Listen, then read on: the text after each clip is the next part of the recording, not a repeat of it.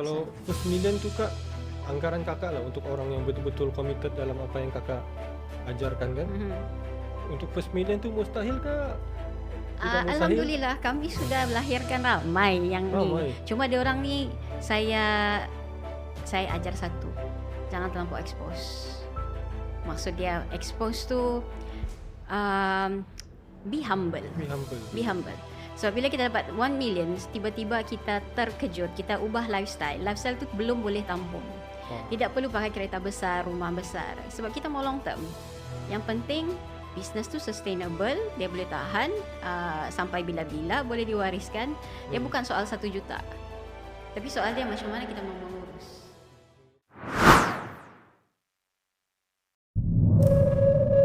Sembang Income. Boleh sudah?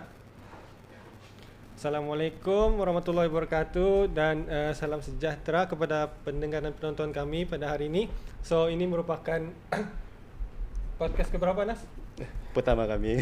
Pertama kami untuk hari ini dan kami sangat excited lah untuk meneruskan podcast ni sebab actually niat kami untuk buat podcast ni adalah untuk memberi manfaat kepada pendengar dan penonton semua dan kami menjemput orang-orang yang boleh memberi inspirasi kepada anda, yang boleh memberi satu macam contoh terbaik untuk kita dan dalam apa-apa sudut dari segi kerjaya, dari segi bisnes maupun apa-apa sudut lah. Tapi untuk kali ini kami menjemput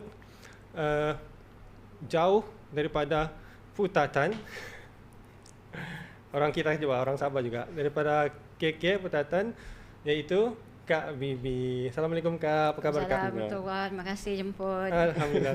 Sama-sama Kak. Terima kasih juga sudi menerima jemputan kami Kak. Dan actually itulah untuk pada sesiapa yang belum kenal Kak Bibi merupakan founder kepada Rich Grad Business School. Yep. Dan Rich Grad Business School ni merupakan sekolah untuk mengajar ataupun membimbing kita untuk membuat bisnes kan Kak? Ya betul. Tapi untuk lebih dalam lagi, saya tidak boleh explain. Mungkin Kak Bibi boleh explain tentang Rich Grad Business School ni. Silakan Kak. Okey, bismillahirrahmanirrahim. Assalamualaikum. Terima kasih sebab jemput. Sama-sama Kak. Nama saya Bibi Akhtar binti Ayub. Umur alhamdulillah 47 tahun. Alhamdulillah. Okey. Rich Grad Business School ditubuhkan pada 2016. Dan kami punya fokus kami adalah untuk bantu usahawan di Sabah especially, Malaysia juga termasuk Brunei, untuk bangkitkan semangat berniaga untuk perbetulkan macam mana kita urus bisnes especially keuangan. Dan aim kami yang Muslim dapat bayar zakat. Itu kami punya aim. That's the real goal lah. The real goal. Okay. So untuk Rich Grad Business School sudah bermula dari 2016. Ya. Dan secara rasminya 2016. Secara rasminya 2016. Oh, dan sampai sekarang sudah berapa tahun Kak? Dalam 14 Kak? 12 tahun. Belum lagi. Belum lagi 10 tahun. 10 tahun. Okay. So itulah macam saya sendiri pun pernah menjadi anak murid kepada Kak Bibi. Farhan juga alumni waktu COVID. Waktu COVID, betul. Waktu COVID itu betul-betul salah satu cabaran kepada peniaga-peniaga di Sabah, terutamanya lah di Sabah. Dan itulah masa tu tengah mencari siapa yang boleh gaji saya ni. Time COVID baru mau mencari. Sebelum COVID tu jadi masa COVID tu berapa tahun? 2 tahun kan juga, 2 tahun juga lah. Dan itu sangat intens lah bagi peniaga-peniaga lagi-lagi yang baru bermula. Jadi saya cari jalan siapa yang mengajar bisnes ni yang boleh bimbing saya. Last saya jumpa Kak Bibi. Jadi itulah, tapi orang mau tahu juga Kak, Rich Grad Business School ni dari segi apa? Dari segi apa yang dia akan bimbing? Maksudnya dari segi pengurus keuangan kah atau dari segi managing bisnes itu sendiri kah? Macam mana Kak? Okey, kami punya tumpuan kami lah, fokus kami. Kami bantu usahawan untuk buat account. Benda-benda yang usahawan memang malas membuat. Betul. Tiada masa. Betul. Sebab fokus lebih kepada sales kan. Betul. Bila kita cakap bab account ni, dia tidak seksi, dia seksa. Sebab kita pergi mana-mana, kita biasa kan cakap, kita kan tanya orang, berapa kau punya sales? kan. Tapi tidak ada orang tanya berapa kau punya profit margin. Hui, Sebab orang tidak tahu profit margin. sentak je. Orang tidak pandai. Jadi mungkin saya kena bagi tahu latar belakang saya ada bachelor degree in accountancy daripada Universiti Utara Malaysia dan saya juga ada MBA juga dari UUM. So digabungkan dengan pengalaman saya berniaga dari umur 8 tahun sampai sekarang 8 47 tahun. Of Saya rasa saya sudah banyak jatuh dan bangun dalam bisnes dan saya nampak ramai orang yang macam saya. Jadi kenapa Rich-Rats ni bermula, saya terus share lah. Kenapa dia bermula? Sebab lepas saya grad, saya tidak kerja. Saya praktikal di Jabatan Akauntan Negara. Last day tu orang sibuk cari kerja, saya sibuk cari saya punya tapak gerai pertama. So saya buka food kiosk di Centrepoint. Oh. 2 tahun di situ saya buka restoran. So saya buka restoran, waktu buka restoran tu baru kita rasa lah intense dia tu. Bila kita berniaga, kita tidak ada orang guide, kita tidak ada ilmu yang cukup. Sebab di situ kita tidak ada mentor. Kan kita tidak tahu bila masa mau berlari, bila masa mau mengelak, mau melompat. So saya sudah, orang cakap sudah lalui benda tu dan saya nampak adik-adik saya, kawan-kawan saya yang berniaga ni dia lalui benda yang sama. So bila sebenarnya tahun 2013 saya ada company lain, ketika itu ramai orang datang jumpa saya. Jumpa saya, "Kak, boleh Kak ajar guide kami mau berniaga?" Jadi daripada 2013 sampai 2015 tu saya alhamdulillah yang saya guide tu perform. Jadi saya rasa why not saya tolong orang kita untuk satu urus belajar untuk berniaga secara yang betul. Urus bisnes dengan cara yang orang cakap yang kita boleh bukan sekadar makan dapat hari ini lepas tu habis hari ini, makan hari ini, besok habis lagi. So kita mau benda ni boleh long term, diwariskan kepada anak cucu. So di Rich-Rats kami fokus macam mana untuk urus bisnes dari segi perakaunan, dari segi keuangannya, dan kami juga ada mentoring program, coaching program yang saya pantau 3 bulan, 6 bulan, dan situ juga kami saya lah akan fokus kepada macam mana strategi dia untuk berkembang, at least dapat the first million. Kalau first million tu Kak, anggaran Kakak lah untuk orang yang betul-betul committed dalam apa yang Kakak ajarkan kan. Untuk first million tu mustahil ke? Tidak mustahil? Alhamdulillah kami sudah melahirkan ramai yang ni. Cuma dia orang ni saya ajar satu, jangan terlampau expose. Maksud dia expose tu be humble. Be humble. So bila kita dapat 1 million, tiba-tiba kita terkejut, kita ubah lifestyle. Lifestyle tu belum boleh tampung. Tidak perlu pakai kereta besar, rumah besar. Sebab kita mau long term. Yang penting business tu sustainable, dia boleh tahan sampai bila-bila, boleh diwariskan. Dia bukan soal 1 juta. Tapi soal dia macam mana kita mau mengurus. Mengurus 1 juta itu. Mengurus itu. So macam contoh dia lah, waktu PKP, kami ada je anak murid, dia masuk dalam masa 3 bulan touch the first million waktu PKP. Oh. Yes, batch dengan Farhan. 3 bulan. 3 bulan. Oh, No need to mention siapa lah. Tapi memang ada. Waktu PKP kami melahirkan alhamdulillah yang usahawan Sabah yang sales diorang jutaan ringgit. Masya Allah. So dikala orang jatuh, ramai yang naik. So kita tidak boleh ukur diri kita berdasarkan orang lain. Betul. Kita kena fokus pada diri kita. So di Rich-Rats salah satu perkara yang kami fokus juga adalah jati diri di dalam tu. Dia bukan soal duit saja. Tapi kita mau jadi usahawan yang berjaya dunia akhirat. Sebab tu nama dia Rich-Rats. Masuk, mungkin belum kaya, tapi sepanjang perjalanan itu kita naikkan kita punya pendapatan, kita naikkan simpanan kita, cash reserve, kita naikkan kita punya kekuatan diri dalaman tu especially. Fizikal enggak lah, memang kami enggak buat, tapi di dalam tu. Sebab ramai orang begini, dia berniaga, lepas tu dia down. Ya. Ramai kan bila tidak menjadi. Itu memang terjadi di luar sana. Jadi Rilishkat, apa yang kami boleh buat, especially those yang saya pantau, memang saya pegang rotan, kasih naik dia punya semangat. Bukan untuk saya, tapi untuk diri sendiri, dorang sendiri. So itu yang kami buat. Jadi untuk peniaga yang from zero lah, betul-betul nak tahu mau buat apa kan? Okay. Adakah sesuai dorang masuk kelas kakak ataupun macam mana untuk jadi kakak punya ni lah? Okay, good question. Kakak lah, ya. Actually, ada saja anak murid saya yang dia belum start bisnes, tapi dia sudah belajar. Ada satu case begitu. 6 bulan sebelum dia buka dia punya restoran, dia masuk kelas. Selepas habis program 6 bulan tu, dia buka dia punya restoran. Dan sekarang restoran itu, of course setiap bisnes ada masalah, tapi bisnesnya tidak orang cakap teruk macam yang lain. Sebab waktu dia buka tu dia sudah belajar SOP, dia sudah buat, saya pantau. Waktu dia buka memang sudah ada pekerja yang sudah terlatih, train sebelum buka kedai. Sebelum beroperasi. Ada SOP yang lengkap, ada sistem yang lengkap, marketing plan, semua lengkap, job description. Tinggal tunggu duit masuk saja. So ada saja. Cuma sekarang ni isu dia adakah committed. Itu saja. So maksudnya kalau kena masuk scratch ni tak perlu ada bisnes dulu atau apalah. Tak perlu. Yang penting dia masuk, dia ada idea, kami tolong. Tapi itulah semangat kena tinggi lah. Dan tak boleh hangat-hangat ayam. Kalau hangat-hangat ayam kami memang tak boleh tolong sebab itu diri sendiri.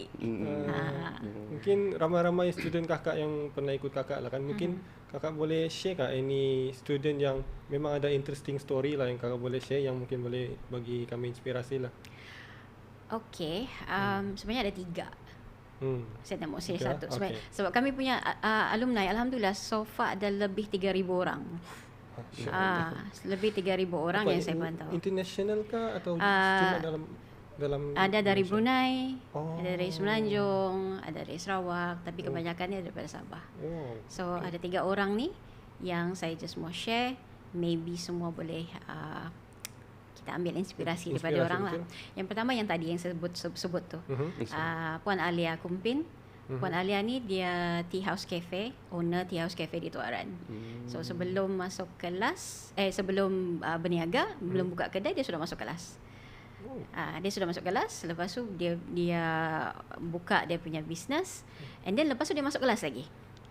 Dia masuk kelas just untuk orang cakap compliment. Sebelum dan selepas. Selepas. Selepas. Okey. Selepas bukan maksud dia sudah buka lah, sudah buka. Okay. So bila sudah buka, macam saya cakap tadi, masalah tidak banyak. Ada biasalah masalah sikit-sikit tu. Tapi dia boleh adjust. Dia bukan kronik. Okey, itu yang pertama. Yang kedua, mungkin ramai kenal Tuan Jubair Johinin, Anak Village Ranau. Yes. Dia yang pertama buka Anak Village di sini. So actually dia antara student saya yang paling awal daripada 2013. Dia datang jumpa saya minta tolong. Dia antara ni lah minta guide. Sebab waktu tu dia baru keluar university, jadi mau start business. So kami duduk sama-sama buat business model canvas. So mungkin yang tidak tahu business model canvas tu, dia adalah satu tools yang kita sangat penting bagi orang yang baru mau idea stage, mau buat bisnes. Tapi oleh kerana kita di Malaysia ni lambat belajar benda tu, yang sudah buka pun masih pakai. Tapi it's okay. Yang penting dia menunjukkan 9 kotak ataupun 9 perkara yang wajib seorang usahawan tu tahu. Dia macam tapak lah. Kita buat rumah kan mesti ada tapak dulu kan, bukan terus tiang. So BMC tu tapak bisnes. So kami buat beberapa idea. Idea pertama saya reject sebab memang tak boleh buat, tidak praktikal untuk buat. Yang kedua, yang ketiga Anak Village. So satu benda yang mungkin boleh anda belajar daripada Jubair, sebab dia bagi saya dia tahu apa dia mau. Dia tahu apa dia mau dan dia kuat semangat. Dia tidak pernah berhenti belajar. Dan maybe sekarang setelah 10 tahun perjalanan dia dengan kami, memang dia ada pergi guru sana guru sini, biasalah. Saya pun ada ramai guru kan. Bisnes tu masih ada. Bisnes tu masih ada, tapi dia mungkin buka jalan untuk benda-benda lain yang dia boleh buat. Sebagai orang cakap, kita ni ada kita punya level-level tertentu, tahap-tahap tertentu dalam perjalanan kehidupan kan. Mungkin itu pembuka jalan untuk bisnes-bisnes lain ataupun apa benda yang sumbangkan kepada komuniti. Itu Jubair. Kemudian yang ketiga, Puan Maslina Haplan, kalau cari di TikTok, nama dia Mbak Coto. Mbak Coto. Dia jual coto Makassar, di Anjung, Selera Likas. Okey. Yang ini masuk kelas saya, masuk personal coaching, stuck dalam sales 5 angka sebulan, tidak boleh naik. Lepas sekali jumpa dia terus boost, naik. Lepas tu dia masuk kelas. Bila masuk kelas, dia punya perjalanan tu graf dia sangat cantik. Graf dia sangat cantik, maksud dia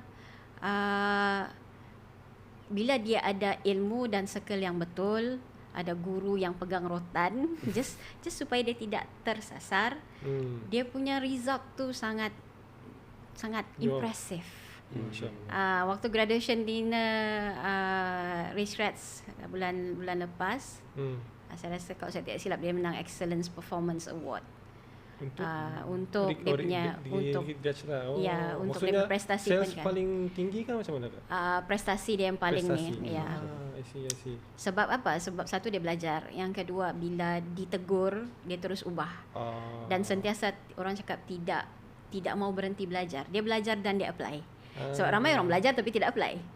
Itu biasa kan? Dia masuk kelas itu ini tapi dia tidak buat. Setakat just attending untuk terima, tapi tidak ada action, tidak jadi. Betul. So Puan Maslina dia dapat ilmu, dia pergi belajar dan dia buat, dan hasil dia pada dia punya sales. Dan alhamdulillah sales dia bagi saya sangat-sangat impresif sebab lebih besar daripada kebanyakan restoran, walaupun dia cuma kios sahaja, dia bukan restoran. Tapi dia punya sales level restoran. lebih. Masya-Allah. So alhamdulillah. So sebenarnya di Sabah ni kita tidak perlu tengok yang di luar. Di Sabah sendiri ada ramai talent, ada banyak business person yang kita boleh jadikan model, yang kita boleh belajar daripada diorang. Kan? Tidak semestinya yang otai-otai, yang muda-muda ni. Tapi kita kena kenal lah yang mana satu kan. So itu antara 3 orang daripada 3,000 orang alumni Rich Rats yang ada setakat ini. Yang saya rasa lepas ni penonton mungkin boleh cari diorang punya media sosial, follow, ambil inspirasi daripada orang. Tengok cara macam mana diorang bekerja. Itu yang penting, cara macam mana bekerja. Jadi tadi berkaitan dengan Kakak cakap tadi pasal BMC tu kan Kak? Yep. BMC ni adakah dia punya planning tu kena realistik kah, ataupun kita kan ada orang, certain orang kan yalah, kita bercita-cita tinggi kan. Yep. Contoh baru-baru ni viral tentang mau beli bangunan TRX kan. Jadi adakah kita boleh bercita-cita tinggi ataupun kita perlu ikut keadaan semasa, macam keadaan kita lah, sama ada kita mampu capai atau tidak, realistik dia lah begitu. Macam mana Kak? Actually dia begini, BMC ni dia adalah alat untuk kita uji adakah idea tu dia boleh pakai atau tidak. Sebab macam contoh Jubair, kami BMC ketiga untuk idea bisnes ketiga, baru kakak cakap proceed. So yang pertama dan yang kedua tu bila kita buat, nampak sangat dia ada lompang, nampak sangat dia susah untuk capai. Dan bukan mungkin lambat untuk berjaya. So bila kita buat BMC ni, kita akan nampak okay, idea ni boleh pakai. So kalau boleh pakai, what should we do next? Ataupun idea ni memang tak boleh pakai, gantilah yang lain, jangan buang masa. Sebab ramai orang dia berniaga, dia just aku ada produk, aku rasa aku boleh jual, kita pakai social media, zero cost marketing dan kita buat. Tapi dia tidak fikir apa yang datang bersama-sama dengan jualan itu. Sebab bila kita berniaga, kita ada sales, kita ada marketing, kita ada production, kita ada operation, kita ada HR, finance, account, ada banyak benda. So benda-benda ni yang ramai orang terlepas pandang. So BMC itu dia just create satu tapak untuk pastikan ID tu boleh jalan. Macam mana pula dengan orang yang ialah dia tiada basic dalam accounting ataupun financial management, ataupun mahupun kalau marketing ni macam lebih kepada general lah kan, semua orang boleh marketing, cuma sama ada marketing level dia tu macam mana kan. Tapi itulah maksud saya, kalau kita mau buat bisnes tapi kita tiada macam kepakaran yang lain tu kan, adakah kita perlu apa kena panggil tu? Bagi kerja tu sama orang lain ataupun kita just buat sendiri macam tu lah. Dia senang cerita lah. Ha. Satu, sebagai owner business kita kena belajar. Tetap kena ada ilmu dia lah. Tetap kena ada ilmu. Dia, ilmu ni untuk kita tahu what's happening di dalam business tu. Okay. Buatnya kita boleh outsource orang. Outsource ya. Kita boleh outsource orang, kita boleh upah orang, contohlah bookkeeping services. Kita tak pandai debit credit, tapi memang kita tidak ada masa mau buat. Kan? Just kalau pandai pun tiada masa. Tiada masa. Jadi Betul. bayarlah orang. So kita buat benda-benda yang produktif, bawa duit masuk. So benda-benda yang kita boleh sub dengan orang, sub je lah. Cuma bila kita start bayar orang kan Kak, kita punya margin akan jadi turun. Jadi macam mana tu Kak? Macam mana mau prevent benda begitu? Di dalam bisnes kena faham, kita ada dua jenis perbelanjaan. Satu kita panggil cost of goods sold, cost barang dijual, bahan mentah itu sendiri. Ataupun servis yang kita jalankan. Lepas tu yang kedua, kita panggil dia overhead. Overhead tu benda yang every month kita kena kasih keluar. So kalau kita bayar gaji, dia termasuk dalam overhead. Kalau kita tidak mau ambil pekerja, kita outsource, dia memang dalam overhead juga. Ini a bit of accounting lah. Faham. Tapi senang cerita, bila kita one man show, kita susah mau grow. Susah mau grow Kak? Sebab penat. Tangan kita dua saja, otak kita satu. Fokus kita cuma satu dalam satu masa. Dia tidak boleh multitask. Buat bisnes tu boleh, tapi mau grow ya, tu untuk grow tu payah. Kita Ah. mungkin boleh multitask, tapi multitask tu dia tidak boleh maximum performance. So ada had dia. Jadi apa yang kita perlu buat? Permulaan tu belajar dulu. Kan kalau tidak cukup, tidak ada pekerja, outsource dulu. Outsource dulu. Tapi tahulah outsource tu apa. Contoh ambil bookkeeper. Apa yang kita dapat lepas tu? Kena ada report. Kena pandai baca report tu. Lah. Ramai orang dapat report tapi dia tak pandai baca. Asal ada saja. Tak boleh gitu. That's why kena pergi belajar. Jadi Rich sendiri kan provide itu servis lah kan Kak. Jadi untuk orang yang ambil servis kakak mungkin akan explain jugalah dari segi macam mana mau tengok, macam mana mau pantau semua financial. Kita memang ada kelas untuk itu. Memang ada kelas untuk orang cakap macam mana untuk kalau untuk account baca. Sebab dia begini, account ni bukan semua orang suka. Orang suka duit. Betul. Semua orang suka duit kan. Tapi untuk mengurus dia tu, itu cabaran untuk kebanyakan orang. Kan untuk mengurus dia ambil masa. Kita kena duduk hari-hari. Betul. So apa yang kami buat, kami bagi orang cakap crash course lah. Seringkas yang mungkin apa yang saya belajar di accounting di universiti 3 tahun, mana yang kita apply dalam real business world untuk SME, kita just extract, just kasih faham dengan dorang, okay, ini apa, dan what you should do with it. Macam mana mau apply. So kalau contohlah dia tidak boleh buat, at least dia tahu. Dia tahu apa benda yang dia dapat. Dia tahu macam mana mau kawal bisnes tu. Itu yang penting. Saya jawab terus terang, kalau belajar account dengan kami, contoh dia bookkeeping, saya tidak expect orang keluar, orang buat. Saya just expect orang tahu. Faham. Sebab bayangkan kalau kita lah juga buat account, kita lah juga mau live, kita lah juga mau edit poster, kita juga lah mau produce, semua kita penat. Tak ke mana-mana. Betul lah, ke mana-mana. So dia bercakap melalui pengalaman kan. mau pergi mana pun tak tahu kan Kak. Itulah cabaran-cabaran bisnes kan Kak. Betul. Jadi untuk bisnes kali ni lah, apa yang Kakak nampak di Sabah ni kan, macam mana dengan growth? Sebab yang setakat yang kami nampak di social media lah, kebanyakannya yang ditunjukkan adalah orang-orang yang daripada sana lah, Semenanjung kan, yang bisnes, yang ajar bisnes pun kebanyakan dari sana.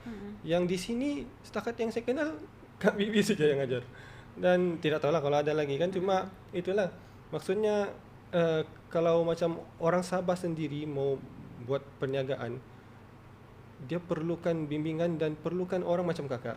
Jadi untuk begitu tu Kak, perlukah starting sejak buat bisnes kan, terus jumpa kakak, ataupun kalau contohlah kalau menasihat kakak lah, macam kami mau try dulu lah, try and error dulu, jadikan tak bisnes ni. Apa nasihat kakak untuk orang yang begitulah?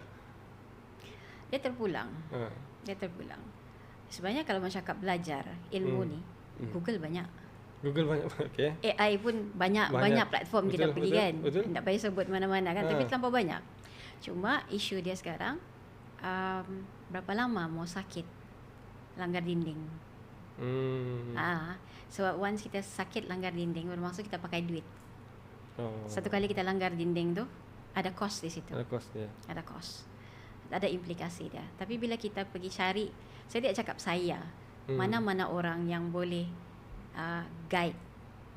Okay. Kita mengurangkan kesakitan itu. Kalau mau trial and error, silakan. Bagus untuk pengalaman. Tapi jangan lama. Jangan lama, cari guru. Cari guru supaya kita kurang bakar duit, kita kurang sakit. Sebab orang bisnes ni dia perlu tenaga bah. Perlu tenaga. Jadi bila dia sakit tu, maksud dia langgar dinding, dia sakit. Betul. Bila dia sakit, dia akan down. Down, payah mau naik. Bukan semua orang ada orang cakap semangat tu bila down terus naik. Betul Kak, betul. Kadang-kadang down dia tu berlama-lama di bawah. Lama-lama terus lanjut dia main biola sampai putus biola, tali biola tu. Itulah pentingnya ada orang yang guide kita kan. Sebab tu kena ada guru. Saya sendiri ada ramai guru. Ramai guru yang saya cari bila saya of course kita dengan guru kita kena hormat bila masa kita kena interact dengan orang, tapi bila saya ada cabaran, ada doubt, saya just angkat telefon, tanya what should I do. Sebab macam mana tinggi pun kita belajar, kita perlu ada orang yang pernah melalui jalan itu. Dan bila kita belajar, kita tidak boleh belajar dengan orang yang just bercakap, dia tidak ada pengalaman. Sebab minta maaf cakap, di buku lain, bercakap lain. Tapi kalau sudah melalui, sudah orang cakap, dia punya luka tu sudah teruk, tergulik-gulik, jatuh dari bukit, lepas tu kena panjat balik, dia sudah tahu dia punya cabaran tu. Itu yang mahal. Sebut pasal cabaran ni kan Kak, semasa kakak establish ni Rich Scratch lah kan, kakak ada apa-apa cabaran ke atau masa-masa down ke masa tu? Okay. Cabaran ini sebenarnya balik kepada niat. Why? Big why. Big why. Kenapa kita buat bisnes? Alhamdulillah lepas saya buka restoran dulu, saya masuk ada banyak bisnes. Kan, dan paling lama adalah dalam training dan education. Alhamdulillah company saya jadi bukan Rich, jadi partner kepada 4 buah universiti. Jadi strategic partner. So kami buat program jarak jauh dengan universiti di sini, di seluruh Malaysia actually. Jadi di situ saya belajar untuk buat sesuatu tu, dia bukan soal duit sahaja. Duit tu penting, betul. Duit tu sangat penting. Tapi kita kena ada benda, reason why yang lebih kuat. Sebab bila kita jatuh nanti, itu yang akan menarik kita. Jadi bila di Rich Scratch, saya beralih daripada bidang pendidikan, pengajian tinggi kepada latihan usahawan. Cabaran mula-mula tu saya kena ubah saya punya branding lah. Kalau sebelum ni bila saya jalan, orang tahu di kepala saya, di dahi saya tulisannya universiti. Saya mengajar di universiti, saya rekrut student, hantar orang pergi sampai Cotswold University, dapat dia punya degree, diploma. And then bila buka Rich Scratch, cabaran adalah untuk ubah saya punya branding pula. Itu yang pertama. Membina trust bukan mudah. Kita tidak boleh cakap datang contoh jumpa Anas percaya kakak. Tak boleh begitu. Betul. Kan? Kita kena orang cakap buat yang terbaik supaya orang percaya kita dan ambil masa untuk branding itu sendiri. Dan ya macam tadi Farhan cakap, kebanyakan guru-guru bisnes itu datang daripada Semenanjung. Di Sabah tidak ramai yang guru bisnes yang orang cakap konsisten bantu usahawan. Ada ramai. Ada. Saya tidak cakap tidak ada, ramai. Saya ada ramai kenalan trainer yang bantu usahawan di Sabah ini, dan mereka juga berjasa bantu ramai usahawan di Sabah. Cuma mungkin perbezaan market diorang ada lebih kepada agensi. Okay, I see. Dia bukan macam kami di Rich Rat, kami terus ke pasaran terbuka. Pasaran terbuka, siapa yang mau datang belajar, itu saja. So balik kepada cabaran tadi, itulah cabaran dia. Kita mau dapat pelanggan in term of pelajar di Rich Rat tu, sebab orang perlu trust. Even saya last week ada orang cakap saya scammer. Ya, saya last week baru je. Even ada di handphone saya sekarang sebab voice note dia sampai. Siapa lain cakap? Dia cakap saya scammer. Tim saya sudah start mau marah. Saya cakap relax, jangan marah. Saya scammer orang, tapi saya scam orang buat juta. Betul, itu yang betul. Dan juga testimoni dia sudah banyak. Betul. So it's okay. Apa orang cakap kita abaikan, sebab yang penting sekarang why itu. Kenapa saya buat Rich Rat? Sebab saya mau melahirkan seramai mungkin pembayar zakat di Sabah. Itu aim saya. Diorang punya sales mungkin juta-juta. Saya tidak dapat juta tu. Itu diorang punya. Itu diorang punya rezeki diorang. Cuma kalau boleh saya tumpang, diorang boleh bayar zakat, mana kita tahu kan? Ya, betul. Sebab tabungan saya mungkin bukan tabungan di sini, tapi tabungan di bank sebelah sana nanti. Itu lagi penting. So dalam umur-umur begini, rasanya yang di situ lagi saya pentingkan lah. Jadi bila ada cabaran-cabaran begitu, in term of trust, in term of perbandingan, persaingan, saya percaya pada rezeki. Ada, tiada. Kalau ditakdirkan Rich Rat tutup besok, saya tiada masalah, saya reda. Kalau itu Allah cakap stop buat benda lain. Itu okay. Soalannya juga, adakah kakak akan teruskan lagi ataupun kakak kita tidak tahu ilmu kita punya kita tidak tahu kita punya rezeki itu umur kita sepanjang mana. Cuma apa yang saya cakap, bila kita buat bisnes ni adalah sepanjang hayat, kan. So dia tidak ada limitation berapa tahun. Selagi ada permintaan, selagi saya rasa perlu, dan of course selagi saya rasa kudrat tu masih ada, why not? Dan even kami di Rich Rat pun, alhamdulillah sekarang kami ada 10 orang trainer yang bantu saya untuk buat program certified trainer, yang bantu saya untuk masuk keluar Sabah, keluar KK especially. Maksud dia contoh di Sandakan. Sebab saya sudah tidak mampu untuk round satu Sabah macam dulu. Biasalah umur sudah meningkat kan. Jadi saya perlu kawan-kawan saya, trainers di Rich Rat ni, adik-adik saya di situ untuk bantu saya.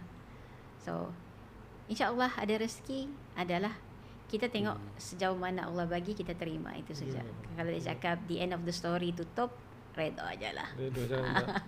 Tapi itulah, macam saya pernah dengar usahawan-usahawan di luar sana lah.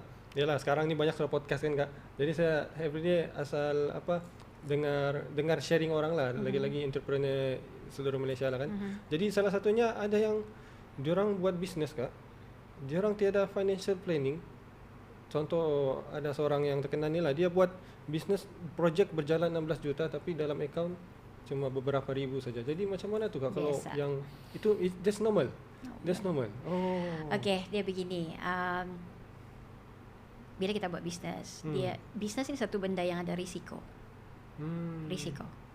Jadi kenapa saya cakap risiko? Sebab dia boleh buka dan boleh tutup bila-bila masa. Kan? Ada company besar yang kita nampak dia gah di luar situ, tapi normally di dalam dia pun ada isu juga. So kita sebenarnya jangan terlampau terpedaya dengan di luar tu. Image tu memang kuat. Kan, sebab marketing is sexy. Kan, semua orang build the window, window dressing, istilah dia, kita mencantikkan kita punya image. Tapi yang di dalam tu biasalah, ada puting beliung ribut di dalam tu biasa. Itu biasa. Itu yang kena faham dulu. Sebab saya jumpa ramai orang cakap, macam mana tu marketing saya, macam orang cakap macam saya hebat, tapi di dalam tuan je tahu. Itu biasa. Itu biasa. Cuma in terms of financial planning, kita kena faham, itulah dia balik kepada owner itu sendiri.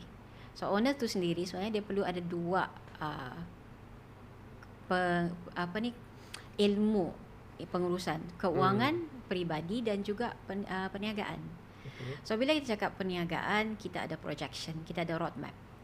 Kita ada roadmap, contoh 10 tahun. Berapa puluh juta kita mau capai dalam 10 tahun. Kalau masuk kelas roadmap, saya boleh tunjuk. Kalau mau capai 20 juta dalam masa 10 tahun, dia sebenarnya senang saja. Bukan senang. Bukan maksud senang tu. Dia praktikal. Kita pecahkan. So 20 juta dalam 20 tahun sebenarnya dia lambat, dia sikit.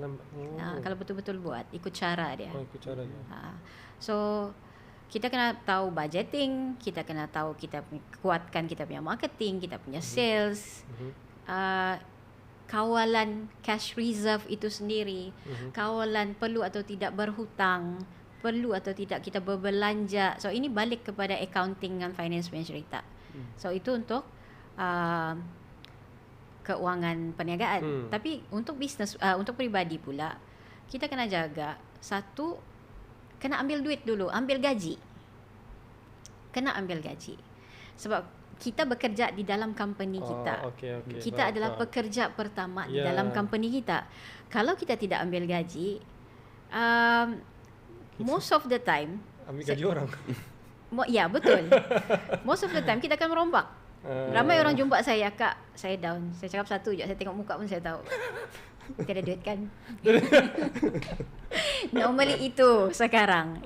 Kenapa tidak ambil duit? Sebab saya rasa macam saya, kalau saya ambil duit, saya ambil gaji, nanti company tak boleh bayar. Tapi jangan lupa, diri kita adalah pekerja pertama dan kita ada hak untuk ambil gaji. Dan kalau kita tidak ambil, kalau kita down, the whole company down. Kita ni jana kuasa elektrik untuk company kita. So kalau kita kena jaga diri juga. Kalau kita tidak ambil, maksud dia kita akan ada tendensi untuk pergi kacau duit company. Bila kita pergi kacau duit company memang huru-hara. So that's why bila ambil gaji ni maksud dia begini. Dia untuk perbelanjaan kita peribadi dan juga keluarga pada satu amount yang tetap. Bukan bulan ni 10,000, bulan depan 20,000. Sebab dia tetap, bermaksud company bayar gaji itu, dia ada peruntukan untuk kita. Jadi duit yang lain tu selamat. Tidak diganggu. Dan dia boleh grow di situ. Dia mau buat expansion ke, dia mau buat buka cawangan, boleh kilang ke, whatever, ada duit dia. Tanpa perlu risau kita jadi perompak. So bila kita ada duit untuk peribadi, of course satu, kita kena bayar komitmen bulanan, perbelanjaan semua satu family. Dan ada dua benda lah yang saya jumpa lately yang saya nampak sangat-sangat ketara. Satu, orang kita kurang menyimpan. Daripada 10 yang saya jumpa, saya boleh cakap 9 tidak ada simpanan even bawah 5,000. 9. Orang bisnes Okay. Dan yang paling parah dia, bab perlindungan pendapatan itu sendiri tidak diambil kira. Maksud dia begini, ada ambil hibah, ada ambil takaful, ada ambil medical card. So benda-benda ni dia punya alasan begini, saya sihat lagi. Isu dia, sakit tidak bagi notification. Betul. Bila sakit, kita terus perlu perubatan, perlu pilihan. Dan time itu, bila simpanan ada, semua tu akan dikorek. Bila simpanan tiada, kita terpaksa tahan lah. Kita sudah tidak ada pilihan. Jadi sebenarnya waktu sehat ni lah, lindungi kita punya pendapatan. Lindungi. At least ada medical card. Maksud kakak ni untuk bisnes itu kah atau untuk bisnes? Untuk peribadi. Peribadi sendiri. Sebab dia ada dua. Untuk peribadi itu penting. Sebab kalau kita sakit, most of the time the whole company itu tidak boleh bergerak. Especially kalau kita adalah the key person. Kan? Memang the business pun tak jalan, lepas tu family pun affected. That's why kalau orang takaful datang, tolong jangan lari. Seriously, diorang adalah orang yang membantu anda bila anda dalam kecemasan. Dalam kesusahan nanti tak boleh cari sahaja orang tu. Sebab waktu sudah sakit, benda tu tak boleh sudah. Waktu sihat saja. Dan kita tidak tahu bila kita sakit. So be prepared, start daripada sekarang, especially yang muda. So kalau macam saya punya takaful 1,000 satu bulan untuk diri saya saja sebab lambat start. Oh. So saya muda-muda tu pergi awal-awal lah. Apply lah tu. Pergi apply. Kalau tidak tahu di mana cari saya.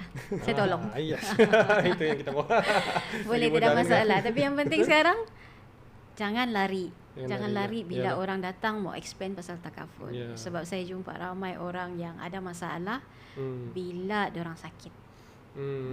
Kita tidak mau meminta-minta waktu kita sakit. Tiada masa sebab kita sudah tidak mampu. Okay. So balik kepada tadi tu dua benda. Kita kena fikir keuangan bisnes dan juga keuangan peribadi, keluarga sekali lah. Faham. Jadi itulah macam kalau nowadays punya bisnes lah, lagi-lagi orang yang orang muda sekarang kebanyakan dia orang cakap kalau mau buat bisnes ni tak perlu study pun begitu, macam tak perlu sekolah pun. Itu punya isu sekarang lah kan.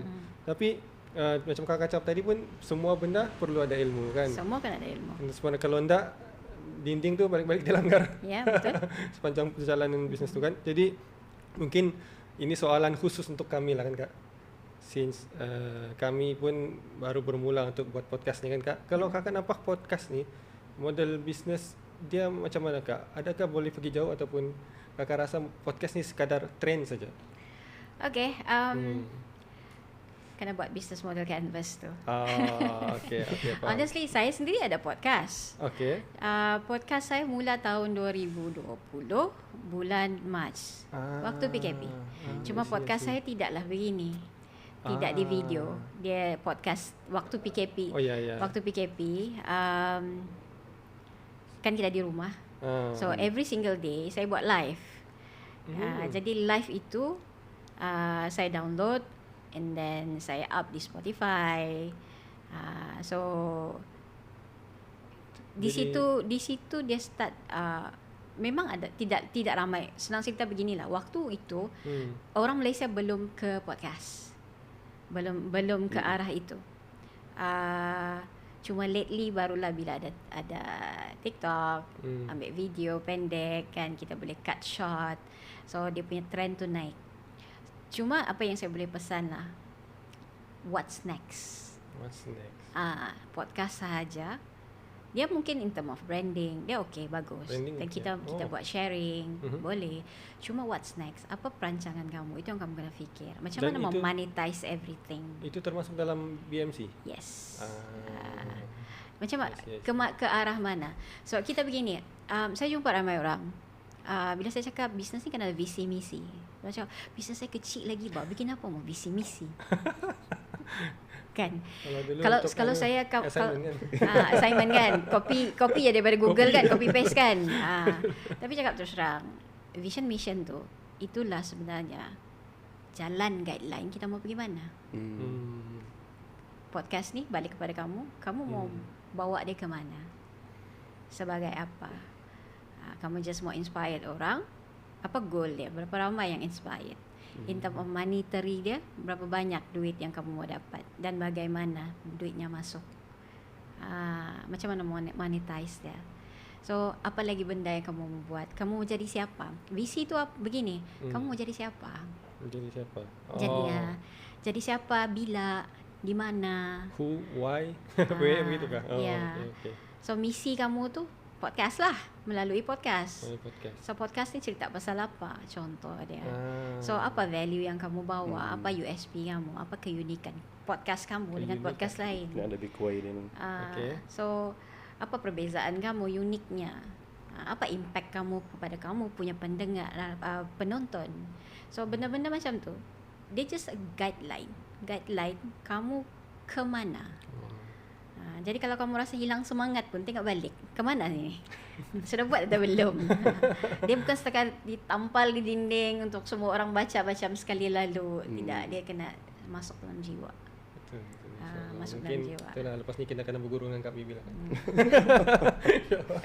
Jumpa di kelas. Jumpa di kelas. InsyaAllah. Okey Kak, nampaknya kita sudah di penghujung rancangan. So, mungkin Anas ada soalan terakhir? Okey, kalau pendapat kakak lah kan, Tentang Kalau kita cakap pasal bisnes ni, hmm. kalau pendapat kakak kalau macam contoh saya lah, tapi bukan saya lah. Contoh saya mau venture business. Mana better venture business ataupun start as franchise untuk Okay. jana pendapatan. Alright. Dia balik kepada macam mana diri kita tu sendiri. Okay. Bila kita cakap diri kita usahawan. Usahawan ni dalam salah satu definisi dia adalah orang yang create new venture. Okay, create new venture maksudnya dia create things daripada tidak ada kepada ada. Start from scratch daripada zero. Dan normally orang yang begini dia ada creativity, dia ada inovasi, dia ada idea dia sendiri. Dia ikut cara dia sendiri. Okay. Kalau contoh Anas orang begitu, better create sendiri. Okay. Oh. Tapi kalau contoh tidak mau pening kepala, kita boleh follow the rules. Okay. Franchise yang paling sesuai. Sebab franchise dia sudah ada sistem. Kita main just ikut saja. Ikut orang yang sudah orang cakap sudah ditetapkan oleh pemilik franchise. Follow je. Kalau dia cakap contoh dia lah, counter sebelah kiri, boleh ke sebelah kiri lah. Contoh. Jadi kita tidak perlu fikir banyak. Bagi orang yang tidak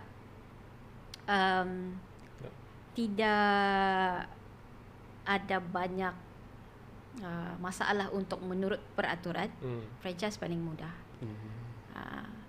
Tapi bagi saya lah sebagai seorang usahawan, normally bila masuk jadi franchise dia akan ada sedikit kontradik. Yeah. Kita punya fikiran lain, kemahuan kita lain, lepas tu mungkin sistem itu lain. Dia jadi kita tidak boleh perform sebab diri kita struggle untuk menerima. Sebab kita ada idea kita. Okay. Dan mungkin idea tu tidak boleh diimplementasi. Wallahu alam, tapi normally begitu. So sebenarnya dia tidak salah dua-dua tu. Dua-dua tidak Dia salah. balik kepada siapa orang itu. Kita maksudnya kita kena kenal diri kita lah. Adakah kita ni jenis yang follow the rules ataupun kita ni rebel, kita boleh buat suka hati, kita mau yang macam kita, Jalan sendiri. ikut idea kita. Kalau itu buat sendiri, tapi kalau boleh yang follow the rules, ikut SOP, ikut sistem, itu franchise. Itu terpulang. Mostly kalau students kakak kan, dorang kebanyakan buat bisnes sendiri kah atau Business ada yang sendiri. franchise tu? Bisnes sendiri dan ada coming soon seorang akan buat franchise.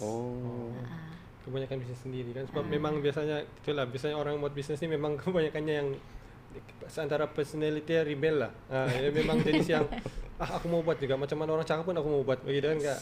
Melawan. Tapi itu juga yang perlu ada kan Kak. Wajib. Sebab kalau anda yalah zaman sekarang lagi, zaman social media lagi, bila orang banyak kecam, banyak kritik kita apa semua kan, tapi bila kita peduli sangat dengan kata-kata orang, tak tergerak kita kan. Betul. Down nanti. Down terus. Ya.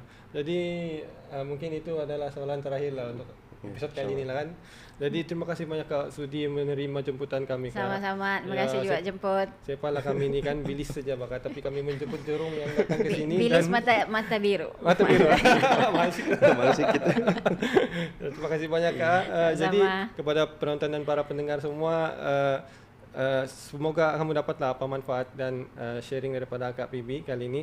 Dan kepada mereka yang ada suggestion untuk apa next, siapa guest yang kami mau invite untuk next episode, kamu boleh tulis di komen ataupun boleh DM kami lah, kami punya Facebook, Instagram ataupun TikTok. Okay, so untuk kali ini kita berakhir di sini saja lah kan Kak. Terima kasih banyak Kak ya. Sama-sama. Terima kasih banyak dan tiada lagi kata-kata terakhir daripada kita.